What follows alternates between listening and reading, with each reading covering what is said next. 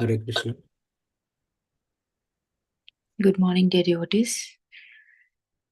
We are continuing reading the Namacharya Haridasa Thakur book. We are on page number 105. Opposition to the faithless. Despite Haridasa repeated repeated exhibition of pure devotion, there were many atheist and faithless persons who were opposite to his practice of loudly chanting the name of Krishna. In this present era, some persons strongly object to the public chanting of the holy name, despite being bombarded by all kinds of obnoxious sounds from radio, televisions, and other sound amplifying equipment with foul language and false messages promising sense happiness. They cannot tolerate the congregational chanting of the holy names. Nevertheless, the devotees of the Lord, like the association of the Sri Chaitanya Mahaprabhu, take all opportunities and use all means to chant in spite of such objections.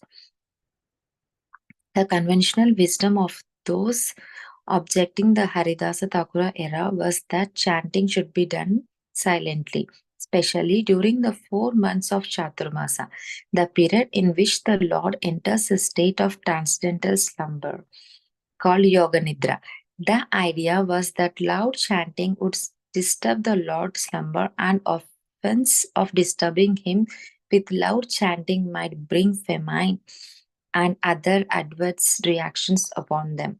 Such an idea was clearly a pretext for demanding that the devotee not chant at all. For logically, the same persons proposing the ban on loud chanting were habitually invented actually inauspiciousness by vibrating volumes of rubbish sounds in the manner of croaking frogs and barking dogs.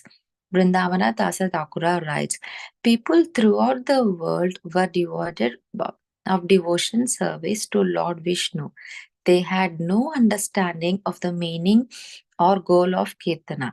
Srila Bhaktisiddhanta Saraswati Thakura comments, at that time, people who bewildered by Maya were fully engaged in gratifying their senses, and therefore they become devoid of devotion to Vishnu.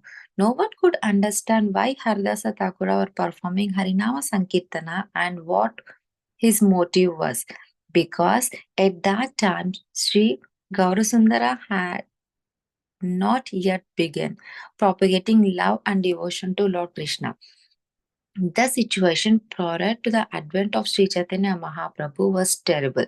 There are many atheists and godless persons who oppose the Vaishnavas who regularly meet and chant in Navadipa within the privacy of their homes. Such envious rascals became agitated even by his resigned and humble practice. Brundavana Dasa Thakura enumerates some of their more stupid remarks. If the Lord's sleep is disturbed, he'll become angry and create a famine in this country. There is no doubt about it. Someone said, if the price of rice increases, then I will catch them and give them a punch. Someone else said, on Ekadasi, these devotees stay up all night and chant the names of Govindas. What are the need for chanting the Lord names every day? In this way, the atheists commanded the devotees in various ways. The devotees all felt aggrieved on hearing these things, yet none of them gave up chanting the names of Lord Hari. Haridasa was particularly aggravated to see the people's lack of interest in the process of devotion service. In spite of this, Haridasa continued to loudly chanting the holy name of the Lord. The most sinful miscreants were even unable to hear his loud chanting.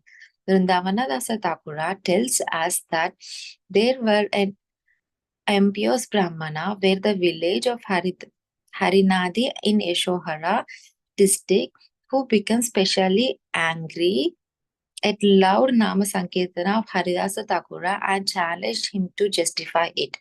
Of course, the expression implies Brahmana is an oxymoron since he has no Brahmana at all. Although, from the consideration of birth, he was considered as such. Moreover, some ancient times there is a practice of referring to such persons as Brahmana Bandhus, indicating those born in Brahmanas families but incapable of exhibiting the proper character of Brahmana and who do not perform the sacrifices required of Brahmana. Srila Bhakti Siddhanta Saraswati Thakur describes his foolish, ignorant, atheist fallen. Out of blind faith and envy, he considered Haridasa Thakura the giver of the holy names unfit to act as a spiritual master due to the Thakura's low birth, and therefore Srila Saraswati Thakur explains he feared that Haridasa loudly chanted the names of Hari, he would have to automatically hear the holy names from the mouth of the pure devotee and thus naturally become his disciple. So he wanted Haridasa to refrain from loudly chanting Harinama, which is a function of the Jagat Guru. The spiritually blind fool angrily issued the following challenge. Oh Haridasa, what is this behavior? Why are you loudly chanting the name of the Lord? The injunction so is that one should chant in his mind, which scripture says that one should chant loudly. Which scripture says that one should chant loudly? Who has taught you to chant the name of Hari loudly? Please give me your explanation before this assembly of learned scholars. Haridasa Thakura humbly replied that surely the members of the assembly and the Brahmanas knew the glories of the holy name and that he would repeat it whatever he had heard from persons like them. He initially remarked that the scriptures repeatedly glorify loud chanting and that for one who does so there are 100 times the benefit than for soft or silent chanting. In this ecstatic mood, he began to offer evidences from the Vedas and Srimad Bhagavatam. Anyone who chants your name purifies all who heard this chanting as well as himself. How much beneficial, and then it's the touch of your lotus feet. Srimad Bhagavatam 10th canto 34:17. Haridasa Thakura further explains that even animals, birds, or insects will go to Vaikunta if they hear the loud holy name from the mouth of a pure devotee, even though such creatures cannot chant the holy name when they heard the holy name, they will all be delivered. Silent chantings may deliver the hearer, but by loud chantings, other can be delivered also. Haridasa Thakura capped his argument by citing the words of Prahlad Maharaj in the Narayati Purana. We can start, Mataji. Yeah, this is a very beautiful because Haridasa Thakura encountered the atheist and how the conversations was with the atheist.